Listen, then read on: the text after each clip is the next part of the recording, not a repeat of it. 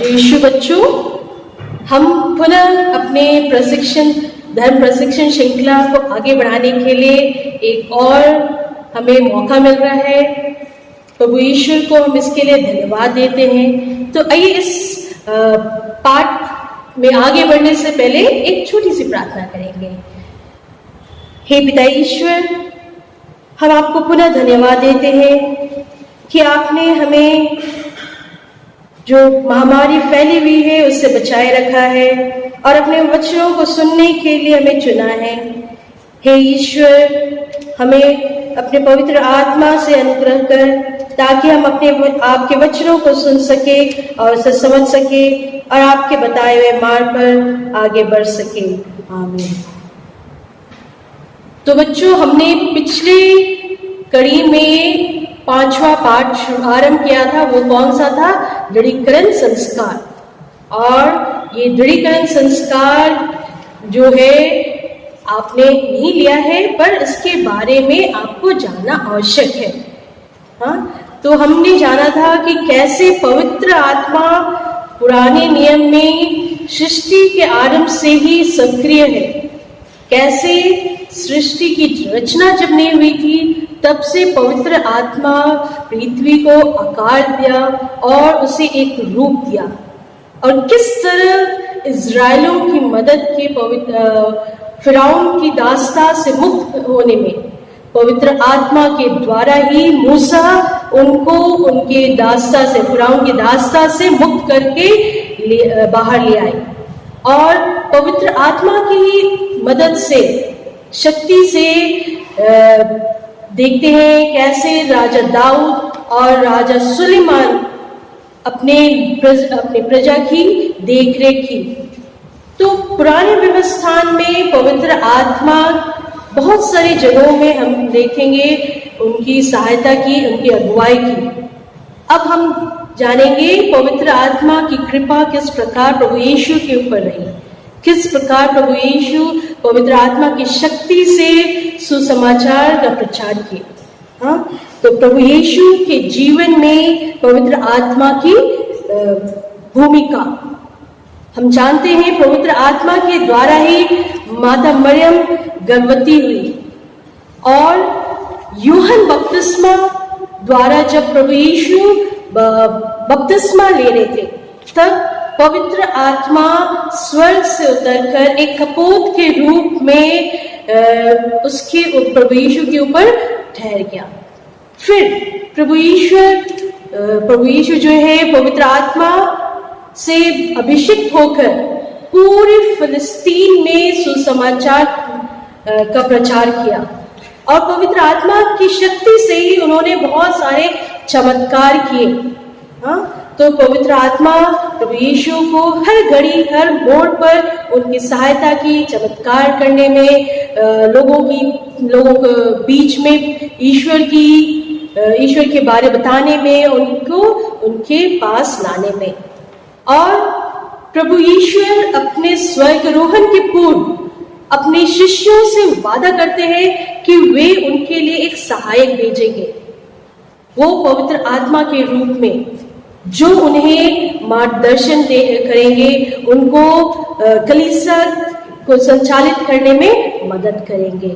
हाँ, तो इस प्रकार प्रभु ईश्वर पवित्र आत्मा से संयुक्त होकर उनकी शक्ति से पिता ईश्वर की मुक्ति विधान को लोगों के बारे में बताए। हम पवित्र बाइबल में पढ़ते हैं लूकस अध्याय 4 पद संख्या 18 में, प्रभु का आत्मा मुझ पर छाया रहता है क्योंकि उसने मेरा अभिषेक किया है, उसने मुझे भेजा है जिससे मैं दरिद्रों को सुसमाचार सुनाऊं। हाँ, मैं पुनः दोहराऊंगी।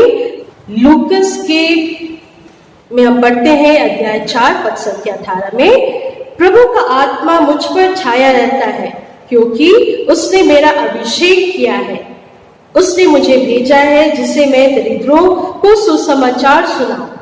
हाँ, तो इस तरह पिता ईश्वर कि वचनों को प्रभु ईश्वर ने पवित्र आत्मा से संयुक्त होकर, अभिषेक होकर लोगों के बीच में फैलाया। अब कलीसिया में पवित्र आत्मा की भूमिका, जैसे प्रभु यीशु ने अपने शिष्यों से वादा किया था कि उनके लिए एक सहायक भेजेगा। प्रभु यीशु ने जो वादा किया था उसके अनुसार पेंतिकुस्त के दिन पवित्र आत्मा माता मरिया और उनके शिष्यों के ऊपर उतरा।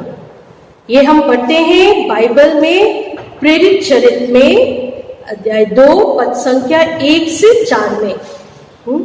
जब पेंतिकोस्त का दिन आया और सब शिष्य एक स्थान पर इकट्ठे थे, तो अचानक आंधी जैसी आवाज आकाश से सुनाई पड़ी और सारा घर जहां वे बैठे हुए थे गूंज उठा। उन्होंने एक प्रकार की आग दिखाई पड़ी जो जीवों में विभाजित होकर उनमें हर एक के ऊपर आकर ठहर गई। वे सब पवित्र आत्मा से परिपूर्ण हो गए। हाँ, तो हम पढ़ते हैं प्रेरित चरित्र में किस प्रभु ईश्वर अपने वादा पूरा किए। वो पेंतिकोस्त के दिन पवित्र आत्मा शिष्यों के ऊपर आके ठहर गया और पवित्र आत्मा से संयुक्त होकर वे एक जोश में आ गए। जो उन्हें डर था वो डर दूर हो गया और वे बाहर निकलकर विभिन्न भाषाएं बोलने लगे। लोगों के भाषाएं, अनेक भाषाओं में वे प्रभु ईश्वर के सुसमाचार फैलाने लगे, उसके बारे में बताने लगे। जैसा प्रभु ईश्वर ने वादा किया था कि उन्हें एक सहायक भेजेंगे, वो पवित्र आत्मा के रूप में, और वे कलीसिया की अगुवाई करेंगे। तो पवित्र आत्मा से संयुक्त होकर शिष्य जो है पूरे जोश में निडर होकर लोगों के बीच में ईश्वर के बारे में सुसमाचार फैलाने लगे और ईश्वर की साक्षी बन गए। हाँ, अब हम पढ़ते हैं जो हमारे जीवन में पवित्र आत्मा की भूमिका। हमने स्नान संस्कार ग्रहण किया है और स्नान संस्कार ग्रहण करने पर हम पवित्र आत्मा हम पर आया और हम ईश्वर के मंदिर बन गए। आप सबने स्नान संस्कार ग्रहण किया है, आप भी पवित्र आत्मा की आशीष कृपा से भरे हुए हैं। पर दृढ़ीकरण संस्कार के समय विशेष रूप से पवित्र आत्मा हम पर उतरता है और हम उसकी आशीष हम पर विशेष रूप से सक्रिय हो जाती है। वे हमें अपने अधिकार में ले लेता है जब दृढ़ीकरण संस्कार ग्रहण करते हैं और वे अपने फलों को, वरदानों को हमें देता है दृढ़ीकरण संस्कार के द्वारा। तो हमें भी ईश्वर के राज्य की साक्षी बनना चाहिए। उनके बताए हुए मार्ग पर चलकर, उनके बताए हुए बातों को ध्यान में रखते हुए उसकी जैसे आगे बढ़ने की कोशिश करेंगे। और जैसे शिष्यों ने ईश्वर की साक्षी दी, हम भी ईश्वर की साक्षी देने की कोशिश करेंगे। अब हम देखते हैं दृढ़ीकरण संस्कार का समारोह। ये मिस्सा बलिदान का अंतर्गत ही होता है। आप सबने देखा होगा दृढ़ीकरण संस्कार अपने गिरजाघर में कैसे होता है, कैसे लोग इसमें भाग लेते हैं, कैसे जो बच्चे हैं दृढ़ीकरण संस्कार लेते हैं, एक श्वेत वस्त्र पहनते हैं और ये धर्माध्यक्ष के उपस्थिति में दिया जाता है। हाँ, तो इस दृढ़ीकरण संस्कार में मुख्य 3 बिंदु होते हैं। उम्मीदवार, वो व्यक्ति या बालक जो स्नान संस्कार लिया हुआ है और कम से कम उसकी उम्र 12 वर्ष की होनी चाहिए। और फिर अनुष्ठाता जो है धर्माध्यक्ष या धर्माध्यक्ष द्वारा अधिकृत पुरोहित। फिर है पवित्र तेल या क्रिस्म का पवित्र तेल। ये 3 बहुत ही इम्पोर्टेंट है हमारे दृढ़ीकरण संस्कार में। अब हम जानेंगे बच्चों ये दृढ़ीकरण संस्कार के कितने भाग होते हैं। ये 4 भाग होते हैं। पहला प्रारंभिक विधि, तो जो दृढ़ीकरण संस्कार ले रहे हैं उनके माता पिता, उनके धर्म माता पिता, वे सब धर्माध्यक्ष का स्वागत करते हैं और फिर सभी लोग कलीसिया के साथ एक जुलूस में गिरजाघर के अंदर प्रवेश करते हैं। फिर धर्माध्यक्ष जो है वो मिस्सा बलिदान प्रारंभ करता है प्रवेश प्रार्थना करके। ये पहला प्रारंभिक विधि है। फिर दूसरा भाग जो है इस समारोह का शब्द समारोह, तो हम इसमें देखेंगे तीनों पाठ होते हैं और धर्माध्यक्ष का उपदेश होता है। फिर संस्कार की धर्म विधि, ये शब्द समारोह के बाद शुरू होता है। तो स्नान संस्कार में जो प्रतिज्ञाएं ली है, हम बहुत छोटे थे जब हमने स्नान संस्कार लिया था, इसीलिए दृढ़ीकरण संस्कार में सबसे पहले हम अपने स्नान संस्कार के प्रतिज्ञाओं को दोहराते हैं और फिर धर्माध्यक्ष दृढ़ीकरण लेने वालों के नाम लेकर उस पे हाथ रखकर प्रार्थना करता है ताकि वे पवित्र आत्मा को स्वीकार कर सके। फिर धर्माध्यक्ष जो है दृढ़ीकरण संस्कार लेने वाले बच्चों पर, उनके माथे पर पवित्र तेल लगाते हुए यह कहता है कि पवित्र आत्मा के वरदान की मोहर ग्रहण कीजिए। धर्माध्यक्ष जो है उस बालक पर पवित्र तेल लगाते हुए यह बोलता है, पवित्र आत्मा के वरदान की मोहर ग्रहण कीजिए।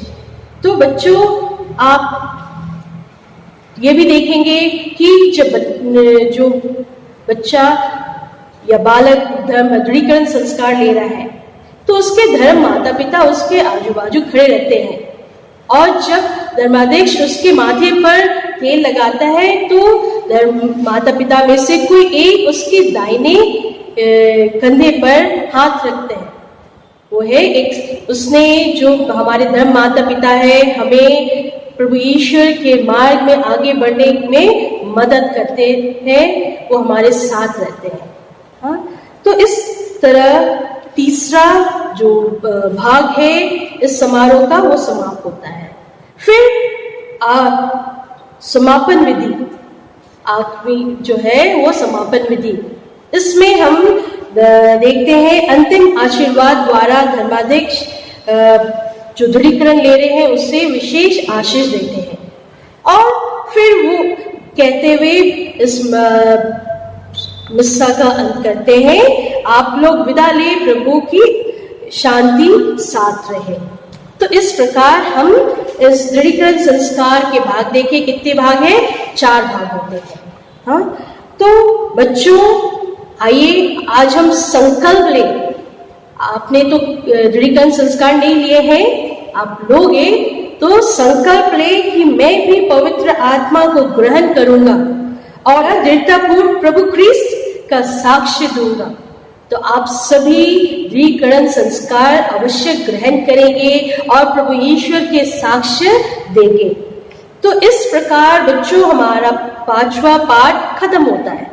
अब इसके प्रश्न हम देखेंगे, अब ध्यान से सुनिएगा और अगली कड़ी तक इसके उत्तर अवश्य ढूंढ के रखिएगा। ठीक है? तो पहला प्रश्न कौन सा है? पवित्र आत्मा ने इजरायलियों की अगुवाई कैसे की? हाँ, पहला प्रश्न जो है इस पाठ का है वो है पवित्र आत्मा ने इजरायलियों की अगुवाई कैसे की। फिर दूसरा प्रश्न है प्रभु यीशु के जीवन में पवित्र आत्मा ने कैसे कार्य किए। हाँ, प्रभु यीशु के जीवन में पवित्र आत्मा ने कैसे कार्य किए, ये दूसरा प्रश्न है। और तीसरा प्रश्न है प्रारंभिक कलीसिया में पवित्र आत्मा ने कौन कौन से कार्य किए। प्रारंभिक कलीसिया में पवित्र आत्मा ने कौन कौन से कार्य किए। फिर चौथा प्रश्न है आपके जीवन में पवित्र आत्मा की भूमिका क्या है। हाँ, तो आपके जीवन में पवित्र आत्मा की भूमिका क्या है, यह चौथा प्रश्न है। और आखिरी प्रश्न जो है वो है दृढ़ीकरण संस्कार समारोह में कौन कौन से 4 भाग हैं। हाँ, तो हमने अभी तुरंत पढ़ा है दृढ़ीकरण संस्कार में 4 भाग होते हैं। तो इससे ही संबंधित आपका आखिरी प्रश्न है, दृढ़ीकरण संस्कार समारोह में कौन कौन से 4 भाग हैं।